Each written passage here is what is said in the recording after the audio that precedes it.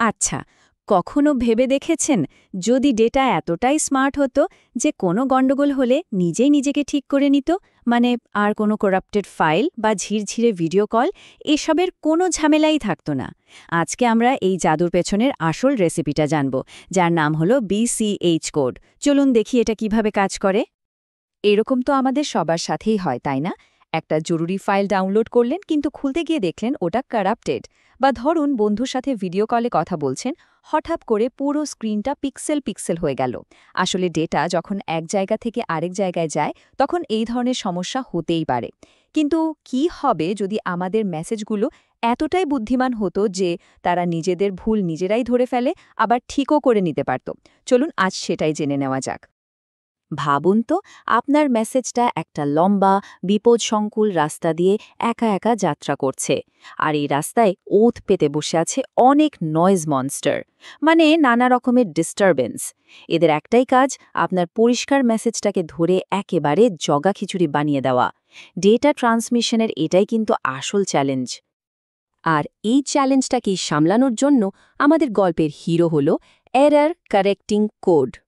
এটা অনেকটা একটা ম্যাজিক্যাল বর্মের মতো, যেটা আমরা আমাদের মেসেজকে পড়িয়ে দিই। এই বর্মটা তৈরি হয় কিছু অতিরিক্ত তথ্য বা প্যারিটি বিটস দিয়ে। এই বর্মটাই মেসেজটাকে বাইরের আক্রমণ থেকে বাঁচায়, আর কোনো ক্ষতি হলে নিজেই নিজেকে সারিয়ে তোলে। দারুণ না? বেশ, তাহলে মেসেজের জন্য এই জাদুকরি বর্মটা আমরা বানাবো কি করে? এর জন্য আমাদের প্রথমে একটা বিশেষ জাদুর জগতে ঢুকতে হবে। এই জগতের নিয়মকানুন কিন্তু আমাদের সাধারণ অঙ্কের থেকে একটু আলাদা। একে বলা হয় গ্যালোয়া ফিল্ডস বা গ্যালোয়া ফিল্ডস। দেখুন, আমাদের সাধারণ গণিতের দুনিয়াটা অসীম, একটা লম্বা রাস্তার মতো, যা কোনোদিন শেষ হয় না। কিন্তু গ্যালোয়া ফিল্ড অনেকটা দেওয়াল ঘড়ির মতো। ঘড়িতে যেমন 12টার পর আবার 1টা বাজে, এখানেও সংখ্যাগুলো একটা নির্দিষ্ট সীমার পর আবার শুরুতে ফিরে আসে। এই জগৎটা সসীম, আর তাই পুরোপুরি ইয়েছোত করা যায়। টেকনিক্যালি বলতে গেলে একটা গ্যালোয়া ফিল্ড বা জিএফ পি পাওয়ার এম হল এমন একটা ফাইনাইট ম্যাথমেটিক্যাল সিস্টেম যেখানে সবকিছু একটা নির্দিষ্ট নিয়মের মধ্যে চলে। আর এই যে সবকিছু আগে থেকে অনুমান করা যায়, এই স্বভাবটাই একে কোড তৈরির জন্য একটা আদর্শ জায়গা করে তোলে। এই জাদুর জগতের একজন রাজা আছে, যার নাম হলো প্রিমিটিভ এলিমেন্ট। আমরা ওকে আলফা বলে ডাকব। এই রাজা এতটাই শক্তিশালী যে ওর বিভিন্ন পাওয়ার ব্যবহার করে আমরা রাজ্যের বাকি সমস্ত প্রজাদের, মানে ফিল্ডের অন্য সব এলিমেন্টদের তৈরি করে ফেলতে পারি। ঠিক যেন একটা মাস্টার লেগো পিস, যেটা দিয়ে পুরো মডেলটাই বানানো সম্ভব। দেখুন ব্যাপারটা কিভাবে কাজ করে। আমরা আলফা থেকে শুরু করি, তারপর তার স্কোয়ার নিই, তারপর কিউব, আর এভাবেই এগোতে থাকি। দেখতে দেখতে পুরো ফিল্ডের সমস্ত নন জিরো এলিমেন্ট তৈরি হয়ে যায়, শুধুমাত্র এই একটা এলিমেন্ট থেকেই।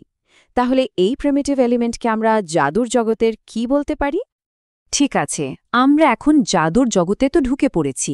এবার আমাদের মেসেজের বর্মটা বানানোর জন্য একটা ব্লুপ্রিন্ট লাগবে, তাই না? এই ব্লুপ্রিন্টগুলো হলো এক বিশেষ ধরনের পলিনোমিয়াল বা বহুপদী রাশি। আমাদের জাদুর জগতের রাজার, মানে প্রিমিটিভ এলিমেন্টের যেমন কিছু বিশেষ আত্মীয় স্বজন আছে, মানে আলফার পাওয়ারগুলো। তাদের প্রত্যেকের একটা নিজস্ব পরিচয়পত্র বা ডিএনএ আছে।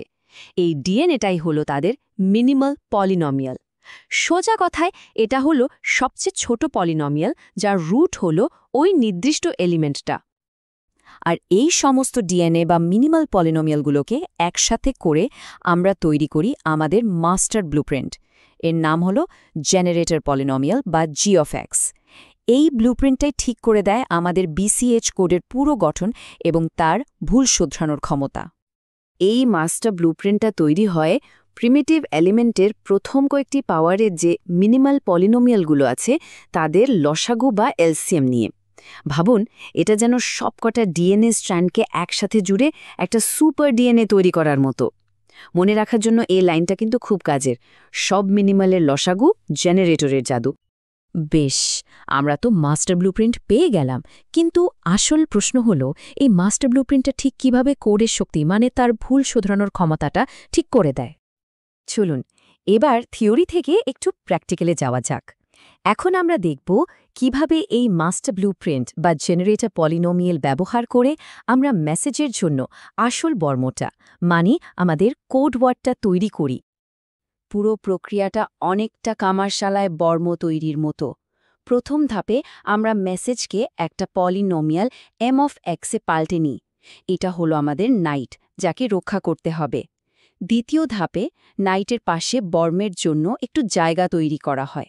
তৃতীয় আর সবচেয়ে গুরুত্বপূর্ণ ধাপে এই মেসেজটাকে আমাদের master blueprint G of x দিয়ে ভাগ করা হয়। ভাগের ফলে যে ভাগশেষ বা রিমেইন্ডার আর অফ এক্স পাওয়া যায়, সেটাই হলো আমাদের বিশেষভাবে ডিজাইন করা জাদুকরী বর্ম। শেষে এই বর্মটার নাইটের সাথে জুড়ে দিলেই তৈরি হয়ে গেল আমাদের সুরক্ষিত কোডওয়ার্ড সি অফ এক্স। আর সবচেয়ে দারুণ ব্যাপার কি জানেন, বর্মটা পড়ানোর পরেও আমাদের নাইট অর্থাৎ আসল মেসেজটা বর্মের ভেতরে একদম অক্ষত আর পরিষ্কারভাবে দেখা যায়।